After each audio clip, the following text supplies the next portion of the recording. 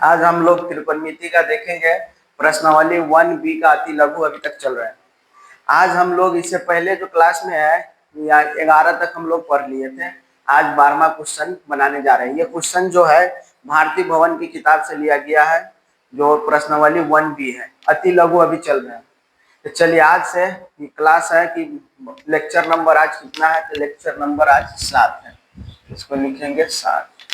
आज स्टार्ट कर रहे हैं 12 क्वेश्चन नंबर 12 से। क्वेश्चन है यदि sine theta minus cos theta equal to 0 तो थीटा का मान निकाले। कंडीशन दिया है कि 0 डिग्री से बड़ा होना चाहिए और 90 डिग्री से छोटा होना चाहिए। तो यहाँ पर क्या दिया है क्वेश्चन के sine theta minus cos theta equal to 0 और एक कंडीशन दिया है कि जो भी थीटा का वैल्यू होना चाहिए वो हमारा 0 डिग्री से तो बड़ा होना चाहिए थीटा का वैल्यू, और ये जो थीटा है ये 90 से छोटा होना चाहिए। तो ये कंडीशन भी फुलफिल होना चाहिए।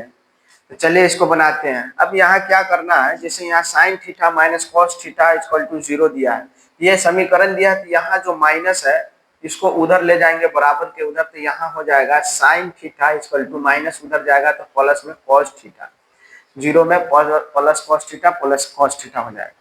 अब यहाँ से हम लोग को सोचना है कि थीटा में साइन थीटा में कौन सा ऐसा वैल्यू रखें कि साइन थीटा कॉस थीटा के बराबर हो जाए। तो वहां से हम टेबल से देख लेंगे। ये याद होना भी चाहिए कि यहाँ ध्यान दीजिए, क्या थीटा और साइन थीटा में ऐसा एक वैल्यू देखना है जो दोनों का वैल्यू बराबर हो। तो यहाँ से देखिए 0 में 0 और 1 है, आपस में बराबर नहीं है। फिर यहाँ देखिए 30 में देखिए साइन थीटा में 1/2 है, जबकि कॉस में √3/2 है, ये भी हमारा बराबर नहीं है। वही 45 डिग्री में देखेंगे तो देखिए 1/√2 इसमें भी है, 1/√2 इसमें भी है। इसका मतलब ये हो गया कि जब थीटा का वैल्यू अगर हम 45 डिग्री रखेंगे तो साइन थीटा और कॉस थीटा क्या हो जाएगा, बराबर हो जाएगा। तो यहाँ हम कहेंगे कि थीटा का वैल्यू अगर जैसे ही 45 डिग्री रखें तो ये हमारा साइन कॉस थीटा के बराबर हो गया। तो यहाँ से हमारा थीटा कितना निकला, 45 डिग्री। क्या ये 0 डिग्री से बड़ा है, तो कहेंगे हाँ बड़ा है। क्या 90 डिग्री से छोटा है, तो हाँ ये भी 90 डिग्री से छोटा है। तो हमारा कंडीशन भी फुलफिल हो गया और यहाँ से ये वैल्यू भी निकल गया। तो इस तरह से कहेंगे कि यहाँ पर थीटा का वैल्यू कितना होगा, तो 45 डिग्री होगा। हमारा पहला क्वेश्चन हो गया। दूसरा क्वेश्चन अब देखेंगे।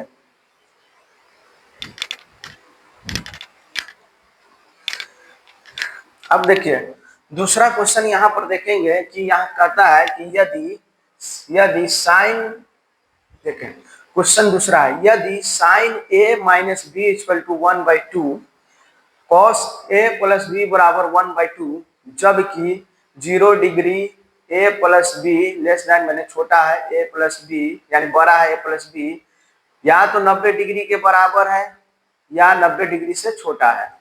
तो कहता a भी हमारा बड़ा होना चाहिए b से, तो हमारा a और b का वैल्यू ज्ञात करें।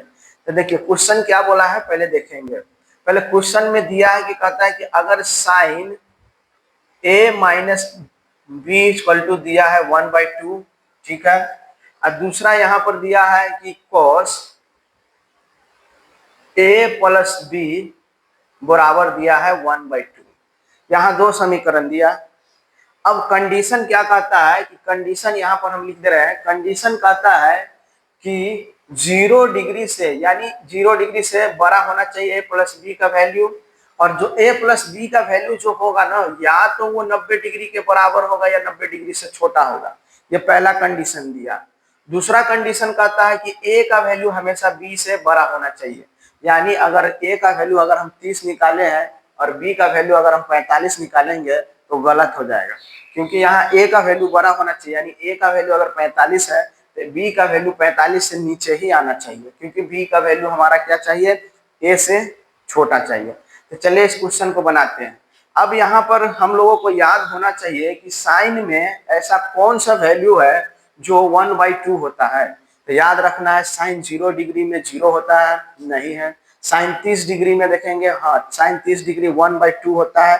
तो यहाँ से हमें पता चल गया कि साइन 30 डिग्री बराबर 1/2 होता है। तो हम कहेंगे कि 1/2 हमारा साइन 30 डिग्री के बराबर हो गया। तो हम यहाँ से कहेंगे कि अगर हम यहाँ लिखेंगे कि साइन a माइनस बी बराबर में 1/2 के जगह पर हम लिखेंगे कि साइन ये 30 डिग्री के बराबर है। तो यहाँ से हम क्या पता किए कि साइन 30 डिग्री बराबर होता है 1/2, तो 1/2 के जगह पर हम लिख दिया है साइन 30 डिग्री। अब यहाँ से ध्यान रखेंगे कि साइन साइन के बराबर है, तो एंगल यहाँ a माइनस बी है और यहाँ एंगल कितना है 30 है, तो हम कहेंगे कि a minus B equal to 30। इस समीकरण एक नाम दे देते हैं। इसका क्या नाम दे देते हैं? समीकरण एक नाम दे दिए, क्योंकि यहाँ से साइन साइन है तो यहाँ से a माइनस बी एंगल इस एंगल के बराबर, तो a माइनस बी बराबर 30 डिग्री। सेम जो काम यहाँ किए वैसा ही काम यहाँ भी करेंगे। यहाँ से फिर हम सोचेंगे कि 1/2 cos थीटा में किसका वैल्यू होता है, तो फिर हमको याद होना चाहिए कि cos 0 का वैल्यू 1 होता है, cos 30 डिग्री का वैल्यू √3/2 होता है और cos 60 डिग्री का वैल्यू कितना हो जाता है 1/2। यानी यहाँ से हम पता चला कि cos 60 डिग्री बराबर होता है 1/2, तो हम कहेंगे कि 1/2 cos 60 डिग्री के बराबर हो जाता है। तो यहाँ से हम कहेंगे कि अगर यहाँ लिखे हैं कि cos a प्लस बी बराबर, यहाँ से हम लिख देंगे 1/2 का वैल्यू कितना लिख सकते हैं, तो cos 60 डिग्री। तो यहाँ से हमारा कितना निकल के आ गया 60 डिग्री। अब यहाँ ध्यान देंगे कि cos के बराबर एंगल यहाँ a प्लस बी है, तो हम लिखेंगे एंगल a प्लस बी बराबर यहाँ 60 डिग्री, तो यहाँ 60 डिग्री। इसका नाम दे दिया समीकरण 2। अब क्या करेंगे, समीकरण 1 और 2 से यहाँ लिख दे रहे हैं कि समीकरण 1 और 2 से, तो हमारा एक समीकरण आया है a माइनस बी बराबर 30 डिग्री, दूसरा समीकरण है a प्लस बी बराबर 60 डिग्री, ये दूसरा है। अब यहाँ से हमें a और b का मान निकालना है, तो a और b का मान निकालने के लिए क्या करेंगे, आप डायरेक्ट जोड़ देंगे तो भी निकल जाएगा, घटा देंगे तो भी निकल, हम जोड़ दे रहे हैं। यानी समीकरण 1 में 2 को जोड़ देते हैं, 2 को जोड़ देते हैं। तो जोड़ने पर क्या होगा, ध्यान दो, a और a कितना हो जाएगा, तो 2a हो जाएगा। यहाँ प्लस में b माइनस में b, जितना प्लस में उतना माइनस में, तो इससे ये कैंसिल हो गया। और इधर हम जोड़ेंगे तो 60 और 30 हमारा हो जाएगा 90। तो यहाँ से इसीलिए a बराबर निकालेंगे, यहाँ 2 गुना में उधर जाके भाग हो जाएगा, तो 90/2 कट जाएगा 45। तो यहाँ से a का वैल्यू कितना निकल के आया है 45 डिग्री। अब हम निकालेंगे b का वैल्यू, तो b का वैल्यू निकालने के लिए क्या करेंगे, तो यहाँ से देख लेंगे कि समीकरण 1 ले लीजिए या 2 ले लीजिए। हम 2 ले रहे हैं, 2 1 लेंगे तो 45 यहाँ रखेंगे, फिर उधर जाएगा माइनस में आ जा रहा है, तो हम 2 ले लेते हैं। समीकरण 2 लेने पर 1 भी ले सकते हैं, कोई दिक्कत नहीं है, हम 2 से ले रहे हैं, 2 लेने पर। तो यहाँ देखिए समीकरण 2 a प्लस बी बराबर 60 डिग्री है। अब यहाँ देखिए a का वैल्यू पुट कर देंगे, यहाँ 45 है तो यहाँ लिखेंगे 45 डिग्री प्लस में b बराबर 60 डिग्री। अब 45 डिग्री इधर प्लस में है, उधर जाएगा तो क्या हो जाएगा, तो माइनस में हो जाएगा। तो यहाँ से कहेंगे 60 माइनस 45, तो b का वैल्यू हो जाएगा 60 में से 45 आया 15 डिग्री। तो यहाँ से हम कह सकते हैं कि हमारा a का वैल्यू कितना आ गया है 45 डिग्री और हमारा b का वैल्यू कितना आया है 15 डिग्री। क्या ये जो वैल्यू हम निकाले हैं ये कंडीशन को फुलफिल करता है, तो देख लेते हैं। a प्लस बी कितना होना चाहिए, 0 डिग्री से बड़ा, था हम a प्लस बी को जोड़ दीजिए तो 45 और 15 60, देखिए 0 डिग्री से बड़ा आया, तो हाँ आया। दूसरी बात बोला है कि 90 के बराबर या 90 से छोटा होना चाहिए, तो 60 डिग्री हमारा a प्लस बी, अगर इस दोनों को जोड़ेंगे तो 60 डिग्री हमारा 90 से छोटा ही आया है, यानी यह कंडीशन भी हमारा फुलफिल हो गया। दूसरा देखिए, कहता a हमेशा b के बड़ा होना चाहिए, तो देखिए a हमेशा बड़ा है कि नहीं है b से, है, b छोटा है, यानी ये भी कंडीशन हमारा फुलफिल हो गया। तो इस तरह से कह सकते हैं कि a और b का वैल्यू हमारा ये आंसर एकदम सही है। चलिए नेक्स्ट क्वेश्चन अब देखेंगे। नेक्स्ट क्वेश्चन कहता है कि यदि यहाँ निम्नलिखित समकोण त्रिभुजों में कोण A और C का मान बताइए। चलिए इसको मिटा देते हैं।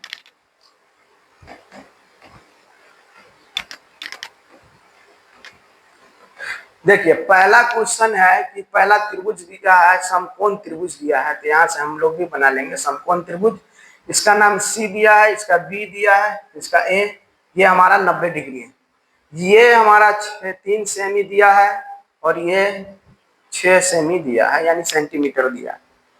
अब क्या किया है कि कहता है यहाँ से कोण, यानी कोण इस ये एंगल और कोण सी ये एंगल, यानी ए और सी एंगल का वैल्यू कितना होगा ये हमको निकालना है।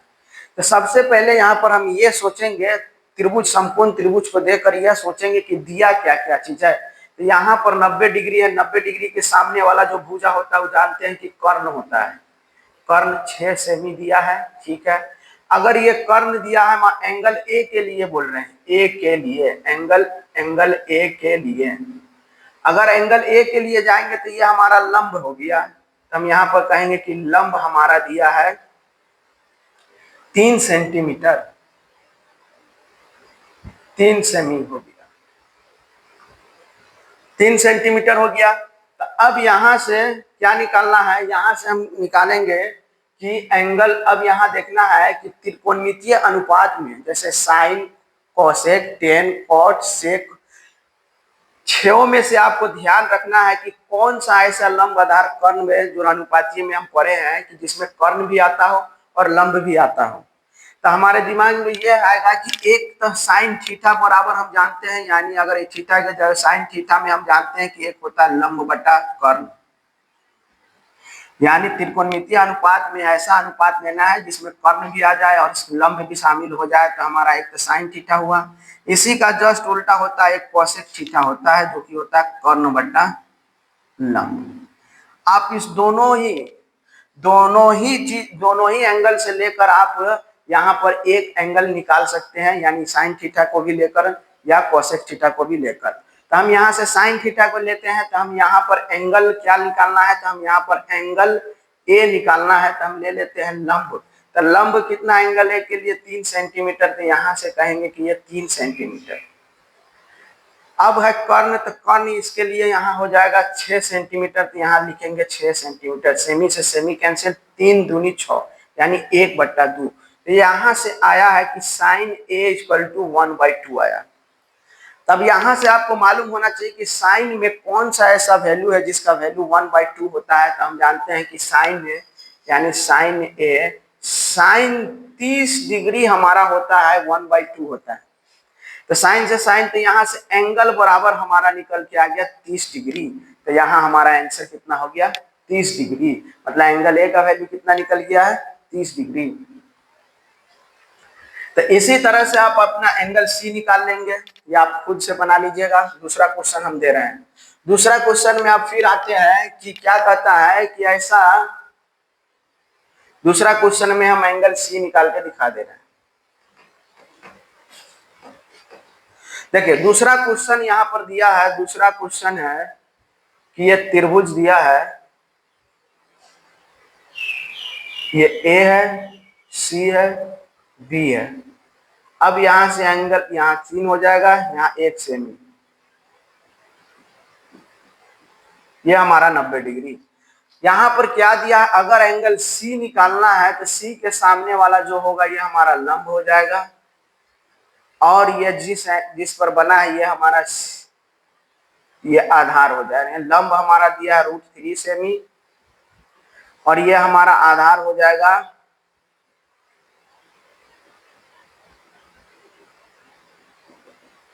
1 सेमी। अब यहां से फिर हम लोगों को सोचना है कि कौन सा ऐसा त्रिकोणमितीय अनुपात है जिसमें लंब और आधार दोनों आता है। तो यहां से याद होना चाहिए कि एक टेन थीटा बराबर होता है लंब बटा आधार, एक इसी का उल्टा होता है कॉट थीटा बराबर होता है आधार बटा लंब। आप इस दोनों ही से एंगल निकाल सकते हैं, टेन थीटा से भी आप सी एंगल निकाल सकते हैं या कॉट से भी आप निकाल सकते हैं।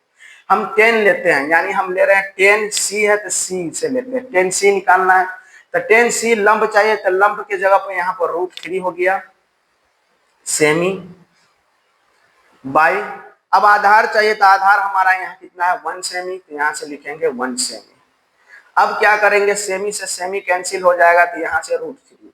तो अब यहाँ टेन सी इक्वल टू √3 हुआ। अब हमें यहाँ से याद होना चाहिए कि 10√3 किसका वैल्यू होता है। तो हम जानते हैं कि 10√3 का वैल्यू होता है 10 60 डिग्री का होता है। तो यहाँ से 10 से 10, तो यहाँ से सी एंगल कितना निकल गया 60 डिग्री। यही आपका आंसर हुआ। यानी यहाँ से एंगल सी कितना निकल गया है 60 डिग्री। इस तरह से आपका क्वेश्चन 13 का भी पहला बन गया और दूसरा भी बन गया। अब आगे निकालना है कि बगल में दिए गए समकोण त्रिभुज में भुजा QR और PR की लंबाई ज्ञात करें। चलिए अगला क्वेश्चन फिर देखते हैं। अगला क्वेश्चन है कि बगल में दिए गए समकोण त्रिभुज में QR, यानी यहाँ से फिर हम एक बना लेते हैं समकोण त्रिभुज। ये हमारा P है, ये एंगल 90 डिग्री है, ये हमारा R है, ये Q है, ये 6 सेमी है, ये हमारा एंगल दे दिया 30 डिग्री। अब क्या दिया है कि कहता है Q और PR की लंबाई ज्ञात करें। यानी यहाँ से QR क्या होगा और PR क्या होगा। यानी बगल में दिए गए समकोण त्रिभुज में QR, यानी QR की वैल्यू चाहिए और PR ये वाला चाहिए, ये दोनों ही चाहिए। तो यहाँ से अब सोचेंगे कि ऐसा कौन सा त्रिकोणमितीय अनुपात रखे जिसमें अगर हम एंगल R के लिए लेंगे तो ये हमारा लंब हो जाएगा, जिसमें लंब हो। तो हम जानते हैं कि tan थीटा होता है, तो tan थीटा में हमारा लंब बटा आधार होता है। तो हम यहाँ से ले सकते हैं कि tan R अगर लेते हैं तो R के सामने वाला जो हुआ यहाँ हमारा PQ लंब हो गया और आधार हमारा हो गया RQ।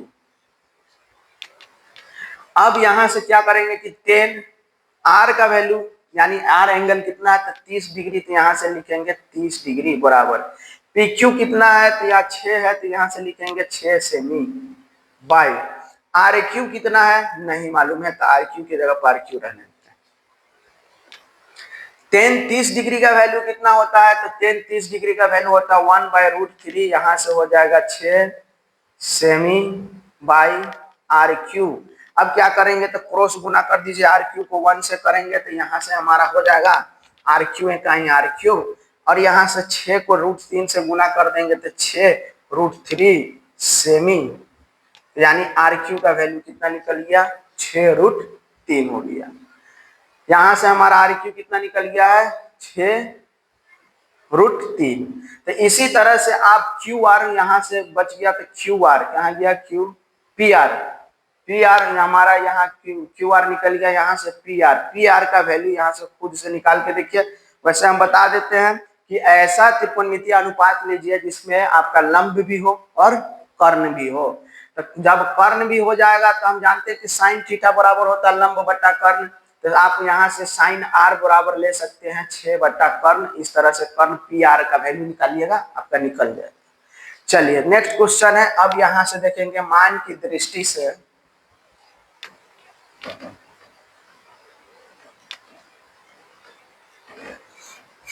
यहाँ देखिए मान की दृष्टि से घटते हुए क्रम में लिखे।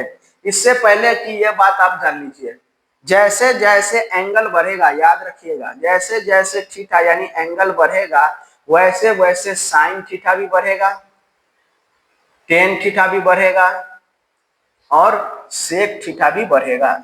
इस बात को हमने पिछले क्लास में भी बताया था, फिर एक बार बता दे रहे हैं कि थीटा जैसे अगर हम थीटा 0 डिग्री क्या कहते हैं, अगर हम कहेंगे कि ये थीटा है 1 डिग्री, अगर हम थीटा कहेंगे यहाँ पर मान लेते हैं कि 5 डिग्री, 15 डिग्री, 4 डिग्री, 9 डिग्री और 12 डिग्री।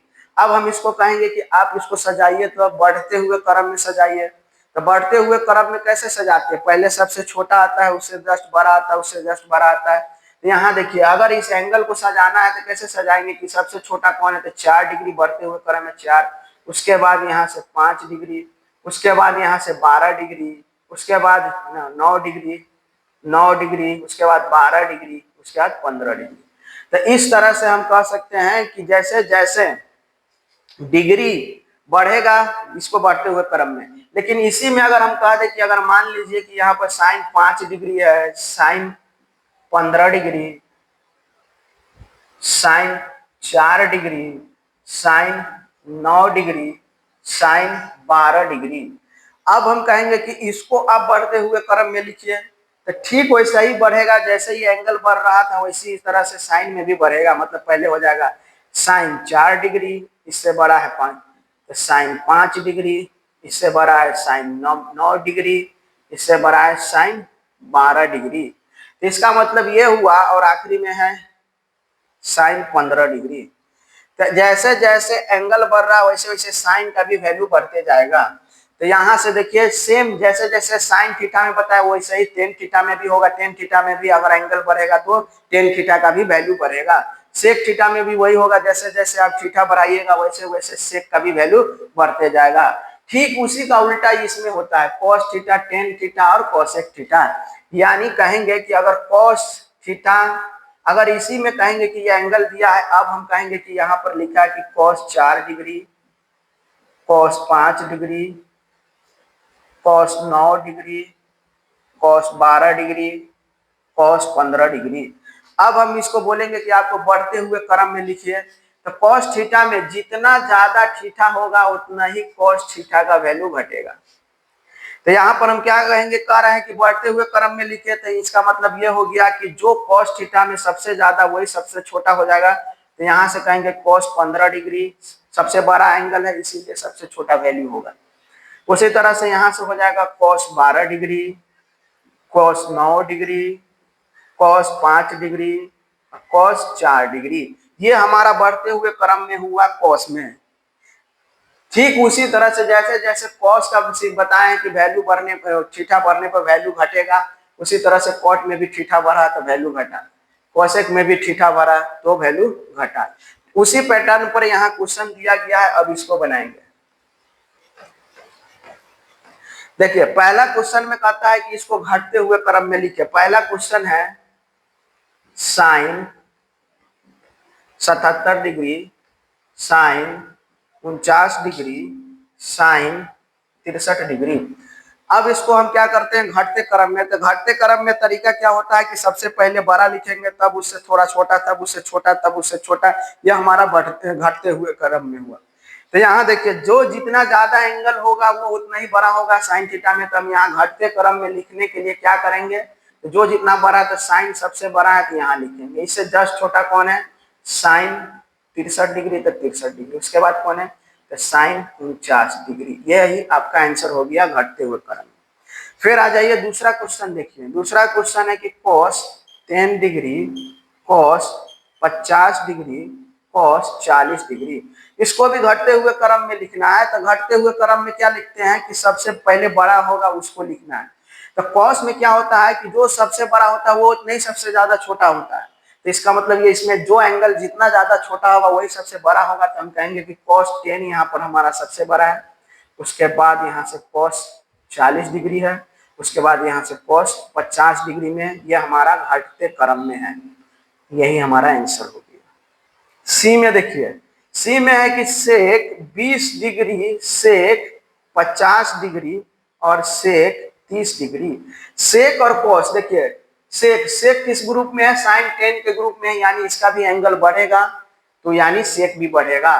तो बढ़ते हुए क्रम में हमको घटते हुए क्रम में लिखना है। तो इसका तो सबसे बड़ा वैल्यू कौन है, तो यहाँ से सेक 50 डिग्री, सेक 30 डिग्री और सेक 20 डिग्री। ये हमारा घटते हुए क्रम में हो गया। ठीक उसी तरह से डी में आ जाओ। तो डी में हमारा कहाँ है कि cosec 14 degree, cosec 44 degree, cosec 64 degree, cosec 24 degree, cosec 34 degree. तो कोसेक का वैल्यू जितना ज्यादा वो उतना ही कम होता है। इसका मतलब हमको घटते हुए क्रम में लिखना है। तो वैल्यू सबसे बड़ा कौन होगा, तो जिसका एंगल सबसे छोटा होगा वो सबसे बड़ा होगा। यहाँ 14 है, 44 है, 14 है, 24 है, 34, यानी सबसे बड़ा एंगल कितना है, कोसेक 14 डिग्री। उसके बाद कौन बड़ा हो जाएगा, तो हमारा यहाँ पर 24, यहाँ लिखेंगे कोसेक 24 डिग्री। उसके बाद कौन बड़ा हो गया, 34, हाँ यहाँ लिखेंगे कि कोसेक 34 डिग्री। उसके बाद कोसेक 44 डिग्री और आखिरी में आ जाएगा कि कोसेक 64 डिग्री, कोसेक 64 डिग्री। यानी ये हमारा घटते हुए क्रम में हो गया, क्योंकि कोसेक 14 डिग्री बड़ा होगा 64 कोसेक 24 डिग्री से, कोसेक इस तरह से। तो इस तरह से हम इसको बढ़ते घटते क्रम में बना लिया। सेम उसी पैटर्न पर ये क्वेश्चन दिया गया है कि इसको बढ़ते हुए क्रम में भी लिखे और बढ़ते हुए क्रम में लिखे। तो ये वाला जो क्वेश्चन है इसको आप खुद से बनाइएगा, सेम उसी तरह से जिस तरह से ये क्वेश्चन आपको दिया गया है, इसको आप खुद से बनाकर आप आंसर लिखिएगा। 15वां क्वेश्चन हम समझा दे रहे हैं। कहता है निम्नलिखित में से कौन सत्य है। तो आप बताइए, क्या साइन 90 डिग्री छोटा हो जाएगा cos 60 डिग्री से? तो कहेंगे कि नहीं होगा। क्यों? क्योंकि जैसे एंगल बढ़ता है वैसे साइन का भी वैल्यू बढ़ेगा। तो यह हमारा असत्य हुआ। अब यहाँ देखिए cos 90 डिग्री छोटा है cos 60 डिग्री से, एकदम सही है। जैसे एंगल बढ़ेगा तो cos का वैल्यू क्या हो जाएगा? छोटा हो जाएगा। तो यानी cos 60 डिग्री बड़ा हो जाएगा। फिर cos 60 डिग्री से बड़ा कौन हो जाएगा? cos 45 degree. फिर cos 45 डिग्री से बड़ा कौन हो जाएगा? cos 30 degree. यानी ये बात सत्य है, तो ये कहेंगे सत्य है। तो आज हम लोगों ने 15 यानी भारतीय भवन का प्रश्नावली 1 बी का अति लघु का 15 क्वेश्चन हम लोगों ने देखा। यह क्वेश्चन कंटिन्यू अभी चलेगा, पूरा का पूरा हम लोग त्रिकोणमिति पढ़ेंगे। आज के लिए इतना ही रहने दे रहे हैं, फिर मिलेंगे अगले नेक्स्ट क्लास में।